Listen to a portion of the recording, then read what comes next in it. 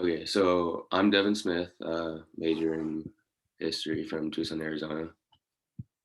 Um, yeah, so as said, the title of our project is Reclaiming Abandoned Malls for Sustainable Urban Development, Giving New Life to a Dying Breed.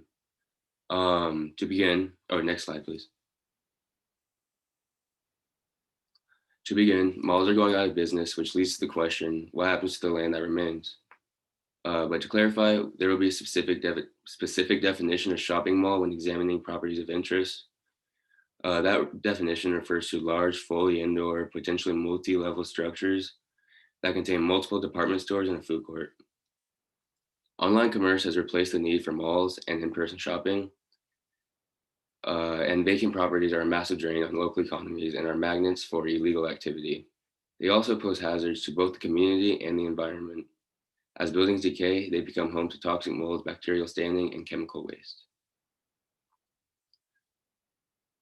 As the photograph shows, within the first 9 months of 2020, 117 businesses declared bankruptcy. Classic mall staples such as JCPenney, Pier 1 Imports, Century 21, New York and Company, and GNC closed hundreds to thousands of stores across the country, leaving them abandoned. What we aim to achieve. This project's ultimate goal is to reclaim already abandoned locations, as well as the remaining malls as they close via eminent domain, and transform them into environmentally sustainable and just assets to benefit the community. Although it is a national phenomenon, our focus location is Baltimore, Maryland. Going off of that, we have 2 mall locations that we will be discussing in further detail to our solution. All right, so now to discuss some of the previous solutions that have already been tried to solve this problem.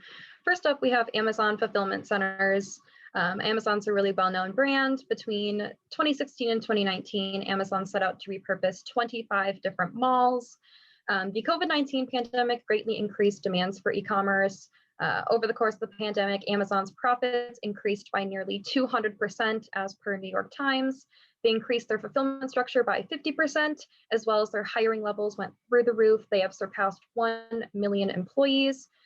They jumped from the world's 10th largest employer to the world's 5th largest employer in only 2 years. That is astronomical. They're on set to reach that 3rd position on that list provided by Fortune 500. And if the hiring levels continue to be as high as they've been, Amazon is set to replace Walmart as the current world's #1 largest employer. As mentioned, we can see that this is providing ample job opportunities to the areas in which these malls are coming to, or the fulfillment centers are replacing the malls. However, we do see that there is a large community pushback, just beginning with the fact that Amazon has been known to be widely anti-union, anti-workers' rights. Many former Amazon employees have come out to speak on the mistreatment of the employees that work there. The community also has spoken about the excess waste that has coming from the shipping and packing materials that Amazon provides, as well as fossil fuel is the primary power for these warehouses. So that is another contributing factor to the community pushback. Here we have a few photographs of malls that have been recently bought out by Amazon. On top here, we have Knoxville Mall Center in Tennessee. And at the bottom here, we have Greendale Mall, Massachusetts. Like I said, these malls are being seen across the country being bought out by Amazon and repurposed into fulfillment centers that look like this photograph on the left here. Moving on to sort of the next solution that we have is complete redevelopment. And for our first example of this, we have Owings Mills Mall, which is already located in Baltimore, Maryland. $108 million went into redeveloping this mall after the retailers inside eventually went bankrupt. Here we have some photographs of the inside of the mall after it was left abandoned. Essentially what they did is they gutted this mall out and then returned with new retailers, now tailoring to a different consumer base in the suburbs of Baltimore. The solution is dependent on a family-style consumer base that already exists in the location, as well as the associated cost, that $108 million.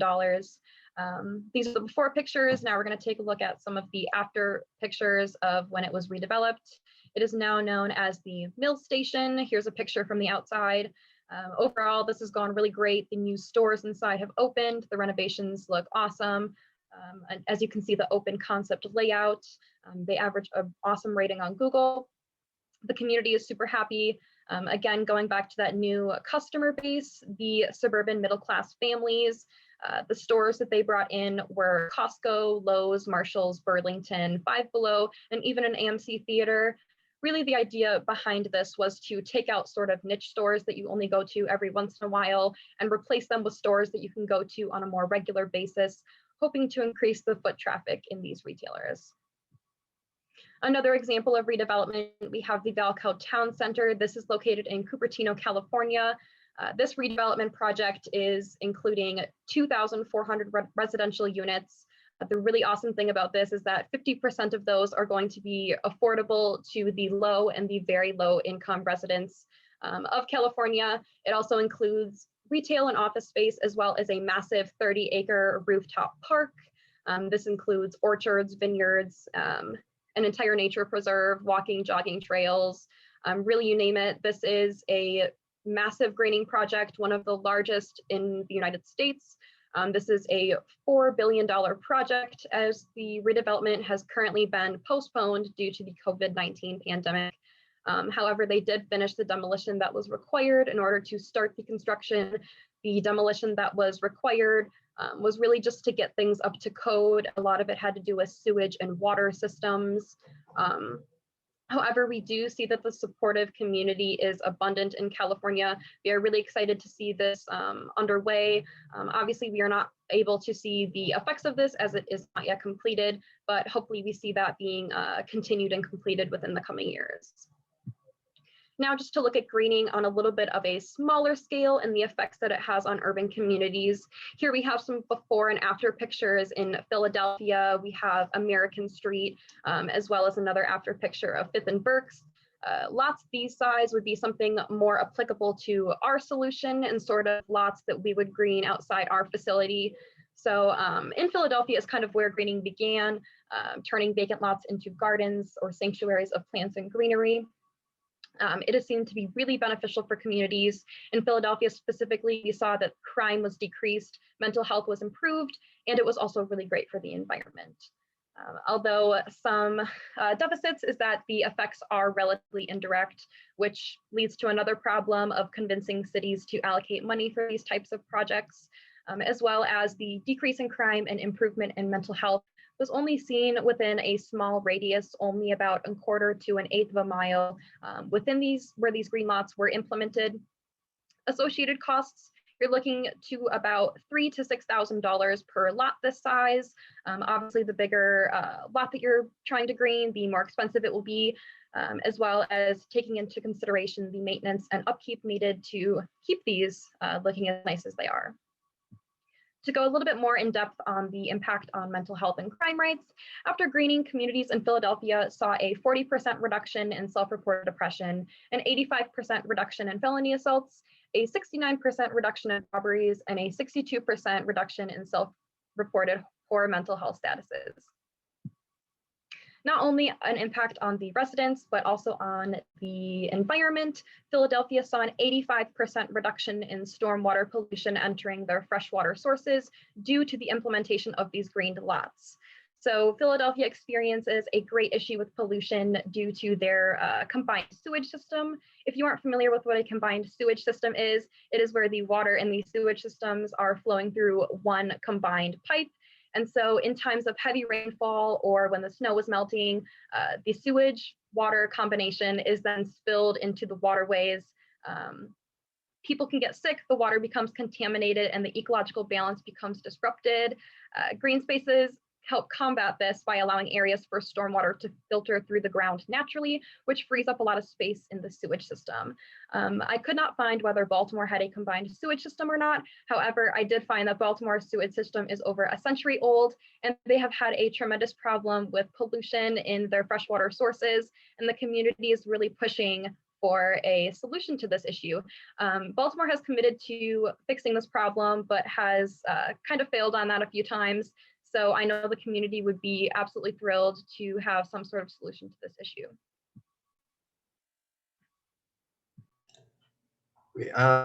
I'm Andrew Betcher. I'm an English major from Minneapolis, Minnesota. So our solution is to reclaim, reuse, and relive abandoned malls in Baltimore City, Maryland. And we found that even though we're focusing only on Baltimore City, that it's important to tailor our solutions to different parts of the community and meet their unique needs. So our focus is going to be on Mondawmin Mall, but we also looked into another solution that focused on Harbor Place, which is a more financially wealthy and tourist friendly area. It's on the waterfront and it's located right in the middle of downtown.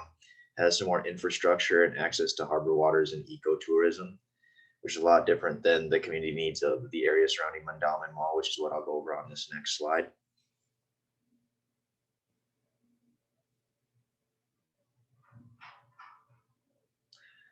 So the specific needs of Baltimore City: 1 in 4 Baltimore City residents experience food insecurity every day. And this lack of accessibility disproportionately affects Black residents, 31% of which live within food deserts.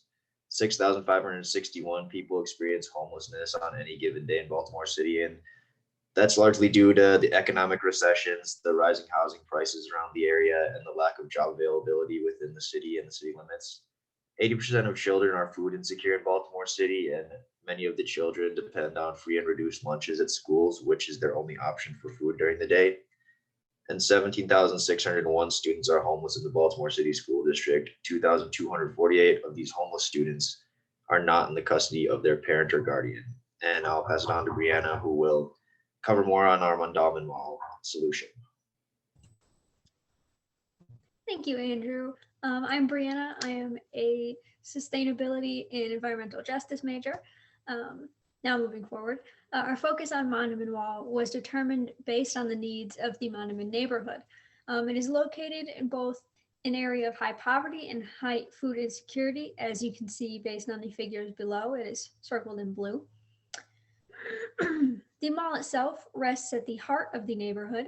Mondawmin Mall boasts a large size of around 567,000 square feet, spanning 3 stories up, 1 level down, and is circled by a large parking lot. Now, before jumping into the details of each, I would like to familiarize you all with the specific solutions we will be discussing on the next slide. We can see the overview of those.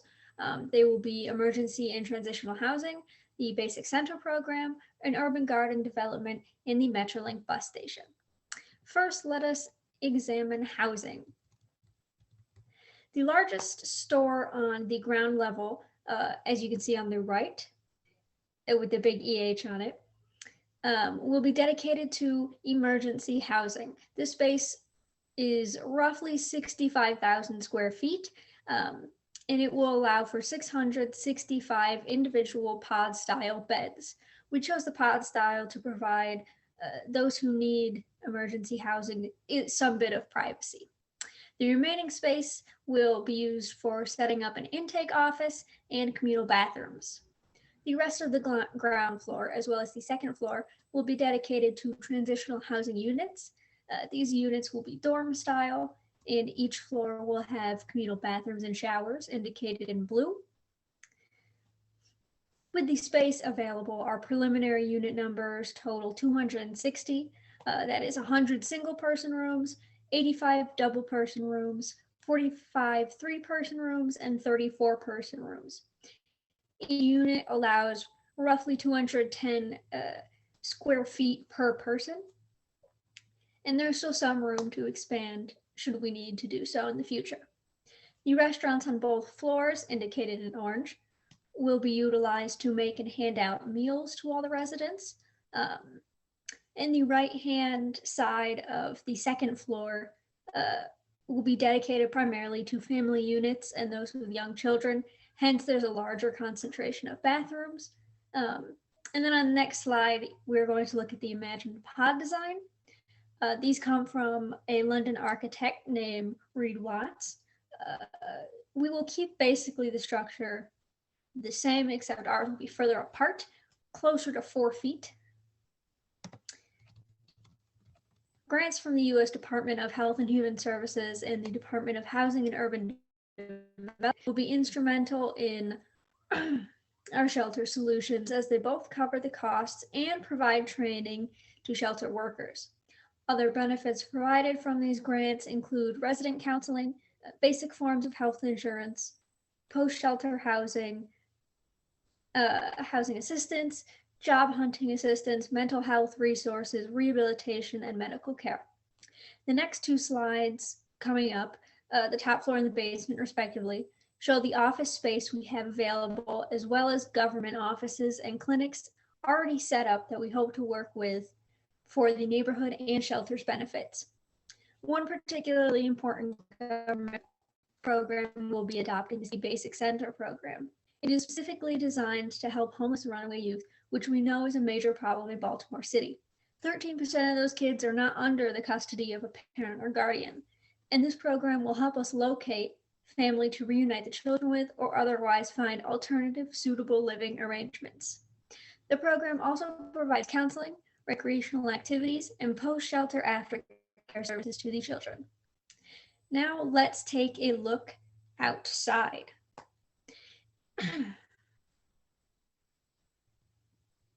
Indicated in green on the map, these lots will be focused on our greening efforts. Lot D in specific is going to become our agriculture complex. The aim of this complex is to provide supplemental produce to the shelter and community members who will also have the opportunity to open their own plots.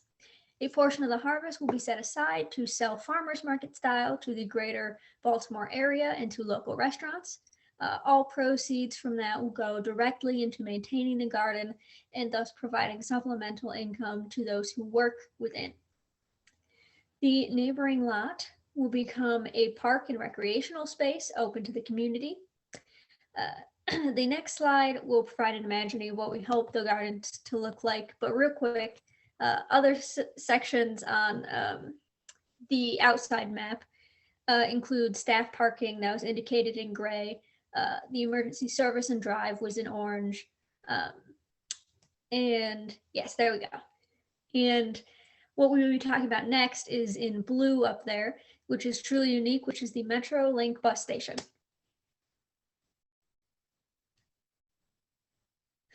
So yeah, that's what we're imagining the garden complex to look like. Now this bus station is a hub for buses that run throughout the city. With 12 total routes and 4 bays, there's heavy traffic and easy accessibility.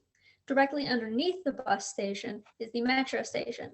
The metro consists of 2 lanes and runs a route connecting the Inner Harbor up to Owings Mills, covering roughly 17.9 road miles total. There are 14 stops along this route. What's more, one-way metro and bus fares are around $1.70. So it should be both easily accessible and affordable for those who need our help or just wish to enjoy our farmers market and park to come up. If affording travel proves challenging, however, in the future, we have begun looking into creating a stipend to cover as needed travel costs. Finally, I will take us through our partners. First and foremost is Under Armour. They have a headquarters in the city and have a very dedicated give back programs to the city because of that. Athletic gear and clothing, they provide that quite readily, and they also work to build spaces for recreation, so they would be instrumental in building that park space. The Constellation Energy Group has an initiative for with Habitat for Humanity to provide low-income homes with renewable energy. We could help facilitate their program, and they could also help implement some of those in our facility. There's Coppin State and the Baltimore School District. Both of those would provide living lab opportunities and volunteer work for graduation. Hashtag Happy Period is a nonprofit that provides hand hygiene products, and the Baltimore Food Bank is a food assistance hub. That's how we could get food and get connected to partners such as Walmart, Target, and Wegmans. All right, I'm Austin Krause. My major is physical education, and why our solution is better than Amazon owning malls in Valco Town Center. Compared to Amazon, our proposed solution is more ethical and sustainable, and we focus on benefiting the community needs. And compared to the owning malls, we don't focus on retail or consumers, and we focus on more environment and mental health and the crime rates of the community, and we incorporate green spaces. Valco Town Center was located in Cupertino, California, and they needed a large demolition process before they were accepted to build.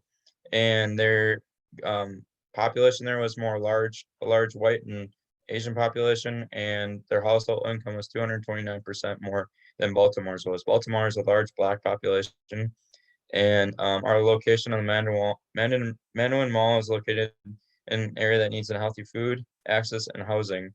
Our location is great because it's going to reduce racial disparities and providing assistance for those residents in the city. A study in 2017 by Corporation Enterprise Development found that Black Baltimore residents unemployment rate was 3 times higher than whites, and 2/3 of Black residents did not possess 3 months of income, and jobs were lost because of that. Black residents' median income was half of that in the white population's income in the city. Now onto our future directions. We would like to proceed to expand forward into other malls, meeting our requirements and helping communities that are in need in other large cities across America. And we'd like to expand into outlet malls and strip malls in the Baltimore area. And we'd like to establish as a nonprofit organization, and the success in Baltimore, we could open more doors and funding sponsorships in the future. And that's it. Great, thank you. There are several questions in the chat, so let's get at those. The first one, by fulfillment centers, are these stores or warehouses which house goods for e-commerce? Sorry, could you repeat the question once? Sure, it says, Your by fulfillment centers, I'm guessing by fulfillment centers, do you mean, are these stores or warehouses which house goods for e-commerce? Yeah, so the Amazon fulfillment centers are essentially warehouses. There are goods that are essentially on these large racks, very tall, and the people that work there are pickers and packers. And essentially what happens is the pickers are picking by hand everything that is in an Amazon cart, and then transferred over to the packers, which then pack it up and ship it out into whichever location it's going to. And then a follow-up question on that was, how do these redevelopments impact small businesses? Could you repeat that one more time? Yes, how do these redevelopments impact small businesses? I'm not 100% sure about the impact it has on small businesses that are more niche stores, but I do know that any small businesses that were in the mall before that are, again, that kind of like niche store that isn't an everyday stop, those are things that are not considered in the redevelopment process. When they're adding those new retailers in, they're really looking for those big names, those Costco, those Marshalls, those things that people are going to be going to more every day for cheaper goods and kind of stuff like that. Okay. There's another question that says, you mentioned that one of Baltimore City's needs are lack of food and that many children are food insecure. What type of agricultural methods will be used in the greenery part of your design? We are looking at specifically, we've handpicked certain fruits and vegetables that are known to thrive in the Baltimore climate. That would be things like beans, beans, spinach, squash, raspberries, strawberries, and so on. We're looking to implement sustainable agriculture methods and some indigenous methods. I don't know if anyone's familiar with the Three Sisters method, where you have beans, corn, and squash kind of grown in the same plot, and it works to one, grow 3 things at once, but 2, it cycles the water, it keeps weeds away, and it protects the plants. So that's the sort of thing we're looking at. Other questions from the audience?